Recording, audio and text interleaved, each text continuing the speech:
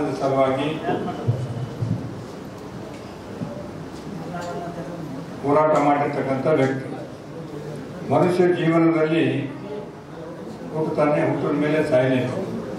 ಹುಟ್ಟು ಮತ್ತು ಸಾವಿನ ಮಧ್ಯದಲ್ಲಿ ಅವನು ಮಾಡಿರ್ತಕ್ಕಂಥ ಕೆಲಸಗಳು, ಅವನ ಮಾಡಿರ್ತಕ್ಕಂಥ ಹೋರಾಟ, ಅವನ ಸಂದೇಶ, ಅವನ ಕೊಡುಗೆ ಸಮಾಜಕ್ಕೆ ಮತ್ತು ಇತರ ವಿಷಯದಲ್ಲಿ ಅವನು ಆಡಾಡಿಕೊಂಡು ಮಾಡಿರ್ತಕ್ಕಂಥ ಕೆಲಸಗಳ ಬಗ್ಗೆ ಉಳಿತವೆ, ಅಜರಾಮರವಾಗಿ ಉಳಿತಕ್ಕಂಥ. ಅಂಥ ಒಂದು ಮಾಪಣ್ಣವರ ವಿಷಯದಲ್ಲಿ ಹೇಳಬೇಕಾದ್ರೆ ಸಮಾಜದ ಸಲುವಾಗಿ ಒಬ್ಬ ಬಹಳ ಬಡ ಕುಟುಂಬದಲ್ಲಿ ಹುಟ್ಟಿ ಕೂಡ ಗುಲ್ಬರ್ಗಿಗೆ ಬಂದು ಮನೆ ಮಾಡಿ ಈ ಹೋರಾಟದಲ್ಲಿ ಭಾಗವಹಿಸಿ, ಯಾಕಂದರೆ ಒಂದ್ಸಲ ಮಾಪಣ್ಣವರು ಮಂದಾಕೃಷ್ಣವರಿಗೆ ಕರೆಸಿದ್ರಿ. ಬಹಳ ದೊಡ್ಡ ಪ್ರಮಾಣದ ಕಾರ್ಯಕ್ರಮ ಆಯಿತು ಗುಲ್ಬರ್ಗದಲ್ಲಿ, ಬಹಳಷ್ಟು ಜನ ಸೇರಿದರು. ಆ ಒಂದು ಹೋರಾಟದಲ್ಲಿ ಇವತ್ತು ಒಳ ಮೀಸಲಾತಿ ಬಗ್ಗೆ ಆಗಲಿ ಬೇರೆ ವಿಷಯದಲ್ಲಿ ಸಂದರ್ಭದಲ್ಲಿ ಎದೆ ತುಂಬಿ ಏನು ಬಂದ್ರೆ ನಿಂದಿರ್ತಿಲ್ಲ. ಸಮಾಜದ ಒಂದು ಒಳ್ಳೆಯ ಕೆಲಸದಲ್ಲಿ ಭಾಳಷ್ಟು ಜನ ಹೋರಾಟಗಾರರು ಇವತ್ತು ತಾವೆಲ್ಲ ನೋಡ್ತೀರಿ. ಈಗಾಗಲೇ ನಮ್ಮ ಕುಂಬಾರ ಅಷ್ಟಿಯವರು ಹೇಳಿದ್ರು, ಅವ್ರ ಜೊತೆಯಾಗಿ ಹೋರಾಟ ಮಾಡಿರ್ತಕ್ಕಂಥ ಘಟನೆಗಳು ಕುಂಬಾರಕರವರಾಗಲಿ, ಅವರಾಗಲಿ, ಹುಡುಮನಿಯವರಾಗಲಿ, ಡಿ.ಜಿ. ಸಾಗರ್ ಅವರಾಗಲಿ, ಭಾಳಷ್ಟು ಜನ ಹೋರಾಟಗಾರರು ಇವತ್ತು ನಮ್ಮ ಕಲಬುರ್ಗಿ ಭಾಳಷ್ಟು ಏನು ಬಂದರೆ ಏನಾದರೂ ಸಮಸ್ಯೆ ಸಮಾಜದಲ್ಲಿ ಬಂದಾಗ ಮುಂದೆ ಬಂದು ನಿಂತು ಹೋರಾಟ ಮಾಡ್ತಾರೆ. ಅದೇ ರೀತಿ ಮಾಪಣ್ಣವರು ಕೂಡ ಯಾವತ್ತೂ ಈ ಒಂದು ಸಮಾಜದ ಒಕ್ಕಟ್ಟಿನ ಸಲುವಾಗಿ, ಸಮಾಜದ ಏಳಿಗೆಯಾಗಿ, ಸಮಾಜದಲ್ಲಿ ಯಾರಿಗಾದರೂ ಏನಾದರೂ ಅನ್ಯಾಯ ಆದರೆ ಅದು ಸಹಿಸಿಕೊಂಡು ಸುಮ್ಮನೆ ಕುಳಿತಿರ್ತಕ್ಕಂಥದ್ದಲ್ಲ. ಯಾವುದೇ ಸಮಾಜಕ್ಕೆ ಅನ್ಯಾಯ ಆದರೂ ಕೂಡ ಕರೆದು ಮುಂದೆ ಬಂದು ಹೋರಾಟ ಮಾಡಿ ಅವರಿಗೆ ನ್ಯಾಯ ಒದಗಿಸ್ತಕ್ಕಂಥ ರೀತಿಯಲ್ಲಿ ಭಾಳಷ್ಟು ಕೆಲಸ ಮಾಡಿರ್ತಕ್ಕಂಥ ರೀತಿಯಲ್ಲಿ ಅವರ ಒಂದು ಶ್ರಮ ಇದೆ. ಭಗವಂತ ಯಾಕೆ ಎಷ್ಟು ಬೇಗ ಅವನು ಕರೆಸ್ಕೊಂಡ್ರು ಗೊತ್ತಾಗಿಲ್ಲ. ಯಾವಾಗಲೂ ಕೂಡ ಹಾರ್ಟ್ ಅಟ್ಯಾಕ್ ಆಗಿದ್ದಿಲ್ಲ. ನಿಜವಾಗಿ ಕೂಡ ಎಲ್ಲರಿಗೂ ಭಾಳ ದುಃಖದ ಸಂಗತಿ.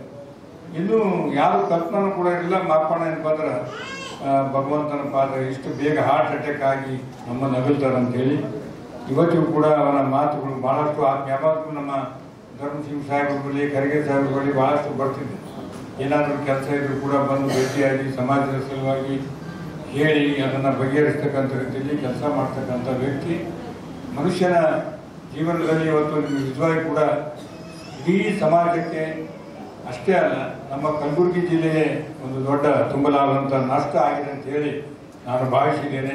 ಯಾಕಂದರೆ ಒಬ್ಬ ಸಮಾಜಮುಖಿ ಹೋರಾಟಗಾರ ನಮ್ಮ ನಗರದ ಮೇಲೆ ಅವನ ಉದ್ದೇಶ ಸ್ವಾರ್ಥ ಉದ್ದೇಶ ಸಮಾಜಕ್ಕಾಗಿ, ಸಮಾಜ ಒಳಿತಕ್ಕಾಗಿ ಅಂತಂದ್ರೆ ಉದ್ದೇಶ ಹೊಂದಿದವನಾಗಿದ್ದ. ಅಂಥವ್ರು ಇವತ್ತು ನಮ್ಮನ್ನು ಅಗಲಿದ್ದಾರೆ. ಭಗವಂತ ಅವರ ಆತ್ಮಕ್ಕೆ ಶಾಂತಿ ಸಿಗಲಿ ಮತ್ತು ಅವರನ್ನ ಅಭಿಮಾನಿಗಳಿಗೂ ಮತ್ತು ಅವರ ಕುಟುಂಬದ ಎಲ್ಲರಿಗೂ ಕೂಡ ಸಹಿಸಿಕೊಳ್ತಕ್ಕಂಥ ಶಕ್ತಿ ಕೊಡಲಿ ಅಂತ ಹೇಳಿ ತಮ್ಮೆಲ್ಲರ ಪರವಾಗಿ ನಾನು ಪ್ರಾರ್ಥನೆ ಮಾಡುತ್ತಾ, ನಾನು ಅಚಾನಕ್ಕಾಗಿ ಅವತ್ತು ಸೆಷನ್ ಇದ್ದ ಕಾರಣ ಬೆಳಗಾವದಲ್ಲಿದ್ದೆ. ನಮ್ಮ ಮಗನಿಗೆ ಫೋನ್ ಬಂತು, ನಾನು ಇರಲಿಲ್ಲ. ಭಾಳಷ್ಟು ಸಲ ಭೇಟಿ ಆಗ್ತಿದ್ದ, ಭಾಳಷ್ಟು ಚರ್ಚೆ ಮಾಡ್ತೇವೆ, ಮಾತಾಡ್ತಿದ್ದೆ, ಏನಾದರೂ ಹೇಳ್ತಿದ್ದ. ಇಂಥವೆಲ್ಲ ನನ್ನನ್ನು ಕೂಡ ನಿಜವಾಗಿ ವೈಯಕ್ತಿಕವಾಗಿ ಹಾನಿಯಾಗಿದೆ ನಿಜವಾಗಿ ಅಂತ ಹೇಳಿ ಸಂದರ್ಭದಲ್ಲಿ ಹೇಳಿ ನನಗೆ ಮಾತನಾಡಲಿಕ್ಕೆ ಅವಕಾಶ ಮಾಡಿಕೊಟ್ಟಿದ್ದಕ್ಕಾಗಿ ತಮ್ಮೆಲ್ಲರಿಗೂ ವಂದಿಸಿ ಅವನ ಹೋರಾಟ, ಅವನ ಸಮಾಜಮುಖಿ ಕೆಲಸ ಅಜರಾಮರವಾಗಿ ತಮ್ಮಲ್ಲಿ ಇಟ್ಕೊಂಡು ಹೋಗ್ಲಿ ಅಂತ ಹೇಳಿ ಹಾಡಕ್ಕೆ ನನ್ನ ಮಾತು ಅಂತ ಮಾರ್ಗದಲ್ಲಿ ಕೆಲಸ ಮಾಡಿಕೊಂತ ಅವರ ಜೊತೆಯಲ್ಲಿ ನಾನು ಒಬ್ಬ ಮನುಷ್ಯ ಅಂತಕ್ಕಂಥ ಒಂದು ಮಾತನ್ನು ತಮ್ಮಲ್ಲಿ ವ್ಯಕ್ತಪಡಿಸಿದ್ರು. ಸುಮಾರು ಇಲ್ಲಿರ್ತಕ್ಕಂಥ ಪರಮೇಶ್ವರನ್ ಅವರು, ನಮ್ಮ ಸುಭಾಷ್ ಪಾರ್ಪಣ್ಣವರು ನಮ್ಮ ಜೊತೆಲಿ ಯಾರ ಅವರು ಇಂದಿನ ದಿನಮಾನದಲ್ಲಿ ಈ ಸಂಘಟನೆಯನ್ನು ಮಾದಿಗ ದಂಡರು ಮೀಸಲಾಯ್ತು ಅನ್ನೋದೇ ಗೊತ್ತಿರಲಿಲ್ಲ. ಕರ್ನಾಟಕದಲ್ಲಿ ಗೊತ್ತಿಲ್ಲ, ಗುಲ್ಬರ್ಗ ಡಿಸ್ಟಿಕ್ದಾಗ ಕರ್ನಾಟಕದಲ್ಲೇ ಗೊತ್ತಿದ್ದಿಲ್ಲ. ಅದನ್ನು ಆಂಧ್ರ ಪ್ರದೇಶಕ್ಕೆ ಸನ್ಮಾನ್ಯ ಶ್ರೀ ಮಂದಾಕೃಷ್ಣ ಮಾಪಣ್ಣವರ ಜೊತೆಯಲ್ಲಿ ನಾವು ಪರಮೇಶ್ವರಣ್ಣ, ಸುಭಾಷ್ ಅಣ್ಣ ಇಲ್ಲಿರ್ತಕ್ಕಂಥ ಕೆಲವು ಜನರು 2 ಗಾಡಿಗಳನ್ನು ತೆಗೆದುಕೊಂಡು ಅವ್ರ ಹತ್ರ ಹೋಗಿ ಅವರಿಗೆ 1 ದಿನಗಳ ಮಟ್ಟಿಗೆ ಕಾಲು ನಮ್ಗೆ ಇದು ಸಿಗಲಿಲ್ಲ, ಮಾತಾಡಕ್ಕೆ ಟೈಮ್ ಸಿಗಲ್ಲ. ಕಮಿಟಿ ಹಾಲಿನಲ್ಲಿ ಇದ್ರಂಗಿರ್ತದೆ ಅಂತ ಒಂದು ಹಾಲಿನಲ್ಲಿ ಮೀಟಿಂಗ್ ನಡೆದಾಗ ಯಾರು ಈ ಕರ್ನಾಟಕ ರಾಜ್ಯಾಧ್ಯಕ್ಷರಾಗಬೇಕಂತಕ್ಕಂಥದ್ದು ಒಂದು ಸಮಸ್ಯೆ ಬಂದಾಗ ಎಲ್ಲರೂ ನಾವಾಗ್ಬೋದು, ಬೆಂಗಳೂರಲ್ಲಾಗ್ಬೋದು, ಇನ್ನಿತರ ಜಿಲ್ಲಾದ ಮುಖಂಡರು ಎಲ್ಲರೂ ಕರೆದ್ವಿ. ನಾವೇ ಕರೆದಾಗ ಈ ಹೋರಾಟಕ್ಕೆ ಇದಕ್ಕೆ ಶಕ್ತಿ ಕೊಡಬೇಕಾದ್ರೆ, ಇದಕ್ಕೆ ಮುಂದಾಳತ್ವ ತೋರ್ಬೇಕಾದ್ರೆ ಮಾಪಣ್ಣ ಹದಿನೂರು ಅವ್ರ ರಾಜ್ಯಾಧ್ಯಕ್ಷರಾಗಲೇಬೇಕಂತ ನಾವು ಪಟ್ಟರದ ಅಂದಿನ ದಿನದಲ್ಲಿ ಅದನ್ನ ರಾಜ್ಯಾಧ್ಯಕ್ಷರು ಮಾಡಿದ್ರು. ನಾವೆಲ್ಲರೂ ಅಂತಕ್ಕಂಥ ಮಾತನ್ನು ನಾವು ವ್ಯಕ್ತಪಡಿಸಿ ಬಂದಿಲ್ಲ. ಅದಕ್ಕಾಗಿ ಅಲ್ಲಿಂದ ಅದನ್ನ ಅಧ್ಯಕ್ಷರು ಮಾಡಿದ್ರು. ಸತತವಾಗಿ ಅದನ್ನ ಕೂಡ ನಾವು ದುಡ್ಕಂತ ಬಂದ್ವಿ. ಅದೇ ಮಂದಕೃಷ್ಣ ಇಲ್ಲಿ ಗುಲ್ಬರ್ಗ ಕರೆದು ಇಲ್ಲಿ ಬ್ಯಾಂಗ್ಳೂರ್ ಮುಗಿಸಿ ಮತ್ತೆ ಗುಲ್ಬರ್ಗ ಕರೆದು ಅದಕ್ಕೆ ಯಾಕಂದ್ರೆ ಅವರು ಒಂದು ಹೋರಾಟದ ಹಾಗೆ ಹಾಕೊಟ್ಟಂತ ಮಾರ್ಗಗಳು ನಮ್ಮಲ್ಲಿ ಹಚ್ಚ ಹಸಿರಾಗಿ ಉಳಿಯುತ್ತವಂತಕ್ಕಂಥದ್ದು ಕೂಡ ಹೇಳಬೇಕಾಗ್ತದೆ. ಯಾಕಂದ್ರೆ ಪಾಪಣ್ಣ ಹತ್ತೂರಣ್ಣಜಿ ಅವರು ಸಂಘಟನೆ ಕಟ್ಟಬೇಕಾದರೆ ಈಗ ಸಂಘಟನೆ ಕಟ್ಟತಕ್ಕಂಥದ್ದು ಬೇರೆ, ಮೊದಲ ಅವರು 30 ವರ್ಷದ ಆಚೆಗಡೆ ಸಂಘಟನೆ ಕಟ್ಟಬೇಕಾದ್ರೆ ಎಷ್ಟು ಶ್ರಮ ಪಟ್ಟಿರಂತಕ್ಕಂಥದ್ದು ಅವಲೋಕನ ಮಾಡ್ಕೊಳ್ಬೇಕಾಗ್ತದ. ಯಾಕಂದ್ರೆ ಇವತ್ತಿನ ಸಂಘಟನೆ ಮನೆಗೊಬ್ಬರು ರಾಜ್ಯಾಧ್ಯಕ್ಷರು, ಮನೆಗೊಬ್ಬರು ಜಿಲ್ಲಾಧ್ಯಕ್ಷರು ಇರ್ಬೋದು. ಆದ್ರೆ ಆವಾಗಿನ ಕಾಲದಲ್ಲಿ ಒಂದು ಸಂಘಟನೆಗೆ ಮಾದಿಗುರು ಅಂತಕ್ಕಂಥದ್ದು ಹೇಳ್ಕೊಳ್ಳದಂತ ಸಂದರ್ಭದಲ್ಲಿ ಅವತ್ತು ಸಂಘಟನೆ ಕಟ್ಟಿ ಇಡೀ ರಾಜ್ಯದಂತ ಒಂದು ಸಂಘಟನೆಯನ್ನು ಬಲಿಷ್ಠಗೊಳಿಸ್ತಕ್ಕಂಥ ಶಕ್ತಿ ಮಾಡಿದ್ದಾರೆ ಅಂದ್ರೆ ಅವರ ಸಾಮರ್ಥ್ಯ ಇರಬಹುದು ಅಂತಕ್ಕಂಥದ್ದು ನಾವು ಆತ್ಮಲೋಕನ ಮಾಡ್ಕೊಳ್ಬೇಕಾಗ್ತದ. ಯಾಕಂದ್ರೆ ಈಗಿನ ಸಂಘಟನೆ ಕಟ್ಟೋದು ಮನೆಗೊಂದು ಜಿಲ್ಲಾಧ್ಯಕ್ಷರು, ಮನೆಗೊಬ್ಬರು ರಾಜ್ಯಾಧ್ಯಕ್ಷರಾಗಿದ್ದೀವಿ. ಆದ್ರೆ ಸಂಘಟನೆ ಕಟ್ಟತಕ್ಕಂಥ ಸಂದರ್ಭ ರಾಜ್ಯಾಧ್ಯಕ್ಷರು ಎಷ್ಟೇ ಜನ ಆಗಿರ್ಬೋದು, ಆ ಸಂಘಟನೆ ಬಲಿಷ್ಠವಾಗಿ ಬೆಳೆಸಿ ಇಡೀ ರಾಜ್ಯದಲ್ಲದೆ ಜಿಲ್ಲಾದಲ್ಲದೆ ರಾಜ್ಯ ತುಂಬಾ ಒಂದು ಸಂಘಟನೆ ತನಗಾಗಿ ತನ್ನ ಏಳಿಗೆಗಾಗಿ ದುಡಿತದೋ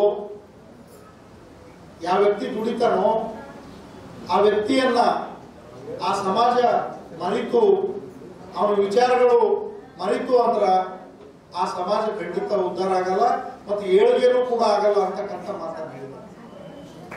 ಆ ನಿಟ್ಟಿನಲ್ಲೇ ಇವತ್ತ ಮಾಪಣ್ಣ ಹತ್ತೂರವರು, ನಾನು ಸ್ವಲ್ಪ ತಡವಾಗಿ ಬಂದೆ, ಶ್ರೀಶೈಲವರಿಗೆ 2 ಸಲ 3 ಸಲ ಕೇಳಿದ್ರು ಏನಾಯ್ತು ಅಂತ, ಇನ್ನೊಂದು ಅರ್ಧ ಗಂಟೆ ಅಂದ್ರು. ಹಾಗಾಗಿ ನಾ ಬೇರೆ ಕಡೆ ಸಿಕ್ಕಿದ್ದು ಸ್ವಲ್ಪ ತಡ ಆಯ್ತು, ಕ್ಷಮಿಸ್ಬೇಕು. ಮಾಪಣ್ಣ ಹತ್ತೂರವರು ಈಗಾಗಲೇ ಮಾತನಾಡಿರ್ತಕ್ಕಂಥ ರುದ್ರಪ್ಪಣ್ಣವ್ರು ಹೇಳ್ದಂಗ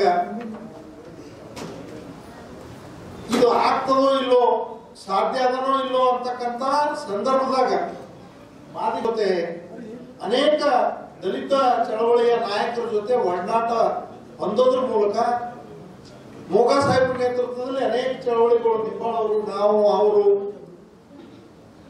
ಅದು ಮುಂಬೈಯಲ್ಲಿ ರಮಾಬಾಯಿ ಕಾಲನಿಯಲ್ಲಿ ಡಾಕ್ಟರ್ ಬಾಬಾ ಸಾಹೇಬ್ ಅಂಬೇಡ್ಕರ್ ಅವರಿಗೆ ಆಗಿರ್ತಕ್ಕಂಥ ಅವಮಾನವನ್ನು ಖಂಡಿಸಿ ಕಲಬುರಗಿ ಬಂದ್ ಕರೆ ಕೊಟ್ಟಾಗ ಸುಮಾರು 1 ವಾರ ಮಾಪಣ್ಣ, ನಾವು, ನಿಂಬಾಳು, ಮೋಗಾ ಸಾಹೇಬರು, ಬಿಟ್ಟ ದೊಡ್ಡಮನಿ ಸತತ ಇಡೀ ಜಿಲ್ಲೆಯಲ್ಲಿ ಎಲ್ಲಾ ತಾಲೂಕುಗಳಿಗೂ ಮತ್ತು ನಗರದ ಎಲ್ಲಾ ಓಣಿಗಳಿಗೂ, ಈಗ ತಾರತಮ್ಯ ಬಂದಿದ್ದೇವೆ. ರಾತ್ರಿ 12 ಬಾಪುನಗರ್ ಹೋಗಿದ್ದೆವು, ಬಸವನಗರ, ಅಶೋಕ್ ನಗರ, ಹೀರಾಪುರ ಎಲ್ಲ ಓಣಿಗಳು ತಿರುಗಾಡೋದ್ರ ಮೂಲಕ, ಜಾಗೃತಿ ಮಾಡೋದ್ರ ಮೂಲಕ ಬಾಬಾ ಸಾಹೇಬರಿಗೆ ಆಗಿರ್ತಕ್ಕಂಥ ಅವಮಾನವನ್ನ ಖಂಡಿಸ್ತಕ್ಕಂಥ ಒಂದು ದೊಡ್ಡ ಗುಲ್ಬರ್ಗ ಬಂದಂದ್ರೂ ನಮ್ಗೆ ಕುಡ್ಲಿಕ್ಕೆ ನೀರು ಸಿಕ್ಕಿಲ್ಲ. ನಿಂಬಾಳ ನಾವು ಬಸವನಗರಕ್ಕೆ ಹೋಗ್ಬೇಕಂದ್ರೆ ನಮ್ಗೆ ಶಕ್ತಿ ಇಲ್ಲ. ಯಾರಿಗೂ ಗೊತ್ತೇ ಇರದವರು ಇಂತ ದೊಡ್ಡ ಮಟ್ಟಕ್ಕಾಗ್ಯದ್ರ ಅವ್ರ ಮಂತ್ರಿಗೂ ಹೇಳ್ಸಕತ್ತು ಹಚ್ಚಿದ್ರು, ಜಯ ಮಾದಿಗ, ಜಯ ಜಯ ಮಾದಿಗ. ಉಪಮುಖ್ಯಮಂತ್ರಿಗೂ ಹೇಳಿಸ್ಬೇಕಂದ್ರು. ನಾವು ಅಷ್ಟೇ ಖುಷಿ ಆದವ್ರು, ಏನ್ರಿ ಕಾರಜೋಳಕರ್ ಜಯ ಮಾದಿಗ, ಜಯ ಜಯ ಮಾದಿಗ. ಮತ್ತೊಬ್ರು ಅಂದ್ರು ಅಂತ ಅದಕ್ಕೆ ಬೇಡ, ನಿಮ್ ಕೈಲಿಲ್ಲ ಅನ್ನಿದ್ರೆ ಶಾಸನ ಸಭೆಯಿಂದ ರಾಜೀನಾಮೆ ಕೊಡ್ಬೇಕಂತ ಕೇಳುವಂತ ಇವತ್ತು ಸಂವಿಧಾನ ಸಭೆ ನಿರ್ಣಯ ಆಗ್ಬೇಕು. ಅಂದ್ರೆ ಅವ್ರು ಆತ್ಮಕ್ಕೆ ಶಾಂತಿ ಆಗ್ತದೆ. ಇಲ್ಲೊಂದು ಫೋಟೋ ಹಾಕಿ, ಹೂ ಹಾಕಿ ಏನು ಧಾರ್ಮಿಕ ನಾಟಕ ಮಾಡೋದು ಬೇಡ. ಯಾಕಂದ್ರೆ ಇವತ್ತು ಅನೇಕ ಸಮಸ್ಯೆಗಳು ಇವತ್ತು ಮತ್ತೊಂದು ಆಯೋಗ ಮಾಡಿ ಮತ್ತೆ ಅದಕ್ಕೆ ಕೆಟ್ಟ ಅಂದ್ರೆ ಬರ ಖಾತೆಯಲ್ಲಿ ಹಾಕಿಟ್ಟಾರ. ಅವ್ರಿಗೆ ಕರ್ಸಿ ಮಾತಾಡಿದ್ರು, ಸಾಹೇಬ್ರೆ ನಾವೇನಾದ್ರು ಇವತ್ತು ಜೊತೆ ಇದ್ದೀವಿ ಅಂತಂದ್ರ ನಮಗೆ ನಂಬಿ ಅವರು ಈ ಹೋರಾಟ ಬಂದ್ ಮಾಡಂತ ಹೇಳ. ಅದ್ರ ನಾನಂತರೂ ವಾಪಸ್ ಸಾಹೇಬ್ರೆ ನಾವು ಒಪ್ಪಿದ್ರು ಗುಲ್ಬರ್ಗ ಬಂದ್ ಮಾಡ್ತೀನಿ ಅಂತ ಹೇಳಿರ್ತಕ್ಕಂಥ ವ್ಯಕ್ತಿ. ಇವತ್ತು ಅನೇಕ ಹತ್ಯೆಗಳಾಗ್ತಾ ಇದಾವೆ, ಅನೇಕ ಕೊಲೆಗಳಾಗ್ತಾ ಇದಾವೆ. ಒಬ್ಬ ದಲಿತ ಹಚ್ಕೊಂಡವ, ಒಬ್ಬ ಮಾದಿ ಹೋರಾಟದವ ಹೆಚ್ಕೊಳ್ಳೋಣ. ಇಲ್ರಿ 50 ಲಕ್ಷ ಕೊಟ್ಟರು ನಾವು ಕಂಪ್ಲೇಂಟ್ ಮಾಡ್ತೀನಿ ಅಂತ ಅನ್ನೋದು. ನಮ್ಮ ಹೆಣಗಳ ಮಾರ್ಲಕ್ಕೆ ಸಂಘಟನೆ ಕಟ್ಟಬೇಡಿ, ನಮ್ಮ ಮನೆಗಳನ್ನು ಸಂತೈಸ್ಲಕ್ಕೆ ಕಟ್ಟಬೇಡ್ರಿ, ನಮ್ಮ ಸಮಾಜದ ಆತ್ಮ ಫಲಕ್ಕಾಗಿ ಕಟ್ಟಬೇಕು ಅಂತ ಅನ್ನೋ ಮಾತುಗಳು ಈ ನಿರ್ಣಯ ಮಾಡ್ಬೇಕಾಗದ. ಅದಕ್ಕೆ ಒಳ ಮೀಸಲಾತಿ ನಾವು ರಾಜಕೀಯ ಅಸ್ತ್ರವಾಗಿ ಬೇಡ, ಇದು ಸಾಮಾಜಿಕ ಅಸ್ತ್ರ ಅದ. ಎಲ್ಲ ಹಂತದಲ್ಲೂ ನೋಡಿದ್ರಪ್ಪ ಅಂದ್ರ ನಿಮಗ ಪ್ರತಿಯೊಬ್ಬ ವ್ಯಕ್ತಿಗಳನ್ನು ಪ್ರತಿಯೊಬ್ಬ ಹೇಳಿಕೆಗಳು ಎಲ್ಲಾನು ಕೂಡ ನಿಮ್ಗ ಶತ್ರುಗಳಾಗಿ ಕಾಡ್ತಾರ. ಆದ್ರೆ ಅದೇ ನಿಸ್ವಾರ್ಥದಿಂದ ನೋಡಿದ್ರಪ್ಪ ಅಂತ ಹೇಳಿದ್ರ ಪ್ರತಿಯೊಬ್ಬರು ನಿಮ್ಮನ್ನ ಟೀಕೆ ಮಾಡ್ತಕ್ಕಂಥವ್ರು, ಟಿಪ್ಪಣಿ ಮಾಡ್ತಕ್ಕಂಥವ್ರು, ನಿಮ್ಮನ್ನ ಹೀಗಾಳಿಸ್ತಕ್ಕಂಥವ್ರು, ನಿಮ್ಮ ಹೇಳಿಕೆ ಸಹಿಸಲಾರದಂಥವ್ರು ಎಲ್ಲರೂ ಕೂಡ ನಿಮ್ಮ ಮಿತ್ರರಾಗಿ ಕಾಣ್ತಾರೆ. ಅದಕ್ಕ ವ್ಯತ್ಯಾಸ ಇವೆರಡೇ. ನಮ್ಮ ಮಾಪಾಡ ಅದ್ನೂರ್ ಸಾಹೇಬರು ಯಾವ ರೀತಿ ಇದ್ರಪ್ಪ ಅಂತ ಹೇಳಿದ್ರೆ ಅವರು ನಿಸ್ವಾರ್ಥದಿಂದ ಜೀವನ ಮಾಡಿರ್ತಕ್ಕಂಥವ್ರು. ನಿಸ್ವಾರ್ಥದಿಂದ ಜೀವನ ಮಾಡಿರೋದಕ್ಕೆ ಅವರಿಗೆ ಯಾರು ಕೂಡ ಕೆಟ್ಟವರಾಗಿ ಕಾಣ್ತಿರ್ಲಿಲ್ಲ. ಪ್ರತಿಯೊಬ್ಬರು ಕೂಡ ಅವರಿಗೆ ಒಳ್ಳೆಯವರಾಗೆ ಕಾಣ್ತಿದ್ರು. ನೀವು ಯಾರು ಕೆಲವರು ಜನರು ನಂಬ್ತಾರ ಬಿಡ್ತಾರೋ ನನಗೆ ಗೊತ್ತಿಲ್ಲ. ಸುಮಾರು ಒಂದು 15-20 ವರ್ಷಗಳ ಹಿಂದೆನೆ ಯಾರನ್ನ ಮಾರ್ಗದರ್ಶನಾಗಿ ನಾವು ತಗೋಬೇಕಪ್ಪ ಅಂತ ಹೇಳಿದ್ರೆ ಯಾರು ಸಿದ್ಧಾಂತದ ಮ್ಯಾಗ ಬದುಕ್ತಾರ, ಸಿದ್ಧಾಂತದ ಮ್ಯಾಗ ಬಾಳ್ತಾರ. ಈಗ ನಾನು ಬರೇ ಭಾಷಣ ಮಾಡಿ ಹೋಗ್ತಕ್ಕಂಥದ್ದು ದೊಡ್ಡ ವಿಚಾರ ಅಲ್ಲ. ಆ ಸಮಯಕ್ಕೆ ತಕ್ಕಂಗೆ ನಟನೆ ಮಾಡಿ ಭಾಷಣ ಮಾಡಿ ಹೋಗ್ತಕ್ಕಂಥ ಬಹಳಷ್ಟು ಜನ ಅದಾರ. ಆದ್ರ ಅವ್ರು ಕಂಡಂತ ಕನಸು ಏನಿತ್ತು, ಅವ್ರು ಯಾವ ರೀತಿ ಬದುಕ್ತಿದ್ರು, ನಾವು ಅವ್ರಂಗ ಆಗಿಲ್ಲಪ್ಪ ಅಂದ್ರೆ ಅದ್ರೊಳಗೆ ಕೇವಲ ಏನಾದ್ರು ಕೂಡ ಸ್ವಲ್ಪನಾದ್ರೂ ಅವ್ರ ರೀತಿಯಲ್ಲಿ ಬದುಕ್ಬೇಕನ್ನಂತ ಭಾವನೆ ಇರ್ಬೇಕು. ಅವ್ರ ಜೊತೆ ನಮ್ಮದು ಬಹಳ ಚರ್ಚೆ ಆಗ್ತಿತ್ತು. ನಮ್ದು ನಾಗರಾಜ್ ಗುಡುಗುರ್ತಿ ಅವರು ಹೇಳ್ತಿದ್ರು, ಲಿಂಗರಾಜ್ ಸಂಘಟನೆ ಕಟ್ಟಬೇಕಾದ್ರೆ ಅಷ್ಟು ಸರಳ ಅಲ್ಲ.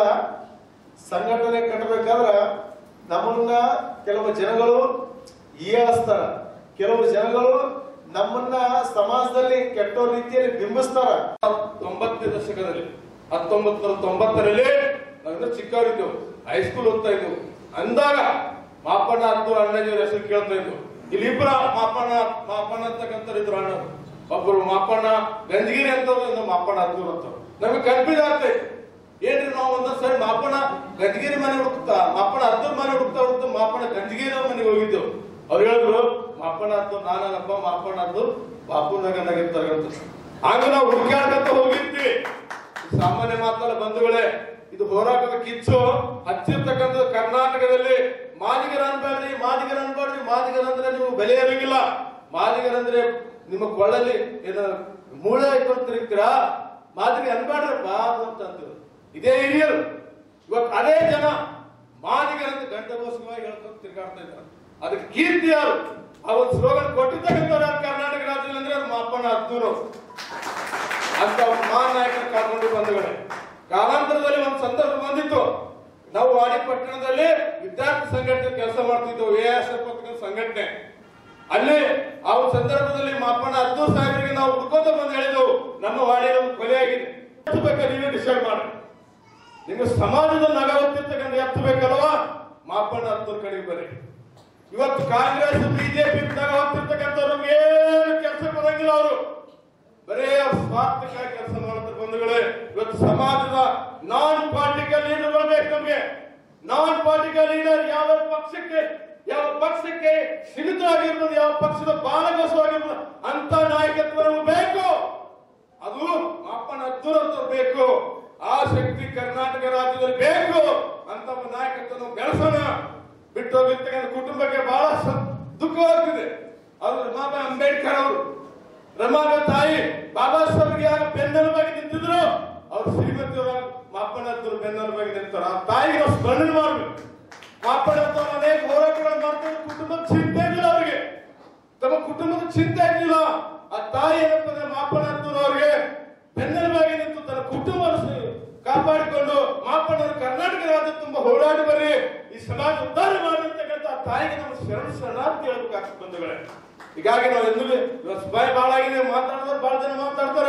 ಆಯ್ತಣ್ಣ ಅಂತಂದು ಸುಮಾರು 30 ವರ್ಷಗಳಿಂದ ನಾನು ಜನ ಬೆಂಬಲ ಕೊಡಗಂತ ಪ್ರತಿಯೊಂದು ಹಳ್ಳಿಗಳಿಗೆ ಯಾವುದೇ ಸಮಸ್ಯೆಗಳಾದ್ರೂ ಕೂಡ ಆ ಸಮಸ್ಯೆಗಳಿಗೆ ಪ್ರತಿ ತಕ್ಷಣ ಕನ್ನೆಕಳೂರು ಗ್ರಾಮದಲ್ಲಿ ಒಂದು ದೊಡ್ಡ ಘಟನೆ ಇತ್ತು. ನಮ್ಮ ದಲಿತ ಮುಖಂಡ ಮತ್ತು ಆ ಊರಿನ ದಳಪತಿ ದೇವೇಂದ್ರಪ್ಪ ದಳಪತಿ ಅಂತಕ್ಕಂಥ ಒಂದು ನಮ್ಮ ಸಮಾಜದ ಒಬ್ಬ ಆ ಊರಿನ ದಳಪತಿ ಅಂದ್ರೆ ಈಗ ಎಲ್ಲ ಕಡೆ ಮಾಲಿಗೌಡ ಪೊಲೀಸ್ ಗೌಡ ಅಂತ ಇರ್ತಾರ, ಅಲ್ಲಿ ಕನ್ನೇಗೌಡನಲ್ಲಿ ನಮ್ಮ ಮಾದರಿಗೆ ದಳಪತಿ, ಅವರೊಬ್ರು ಪೊಲೀಸ್ ಗೌಡ ಅಂತಂಗೆ ದಳಪತಿ ಅಂತಂದ್ರೆ ಅಂತ ದಳಪತಿ ಅವರಿಗೆ ಕಟಿಂಗ್ ಶಾಪ್ ಅಲ್ಲಿ ಹೋಟೆಲ್ಗಳಲ್ಲಿ ನಮ್ಮ ದಲಿತರಿಗೆಲ್ಲ ಅಸ್ಪೃಶ್ಯತೆ ಇನ್ನೂ ಇದೆ ಅಂತ ಹೇಳಿ ಅವರೆಲ್ಲರನ್ನು ಹೋರಾಟ ಮಾಡುತ್ತಾ ಅಣ್ಣವ್ರ ಮಾರ್ಗದರ್ಶನ ನಡೆದಾಗ ಅವನಿಂದಲೇ ಎಲ್ಲರೂ ಒಳ್ಳೆಯ ಮಾತ್ರ ಬಂದು ಇಲ್ಲಿ ಮ್ಯಾಲ ಹೋಟೆಲ್ದಲ್ಲಿ ಕುಂದ್ರಾಕತ್ತಿರು, ಅವನಿಂದ ಒಳ್ಳೆಯ ಮಾತ್ರ ಬಂದು ಕಟಿಂಗ್ ಶಾಪ್ ನುಗ್ಗಿಗೇಶನ್ ಕಟಿಂಗ್ ಮಾಡೋ ಅಂತ ಹೇಳಕತ್ತಿರು ಅಂತಕ್ಕಂಥ ಒಂದೇ ಉದ್ದೇಶ ಇಟ್ಕೊಂಡ ಅವ್ರನ್ನ ಒಂದು PSI ಒಬ್ಬ ಸರ್ಕಾರ 4 ಜನ ಕಾನ್ಸ್ಟೇಬಲ್ ಎದುರಲ್ಲೇ ಅವರಿಗೆ ಬಹಳ ದುಃಖದ ವಿಷಯ ಅದು.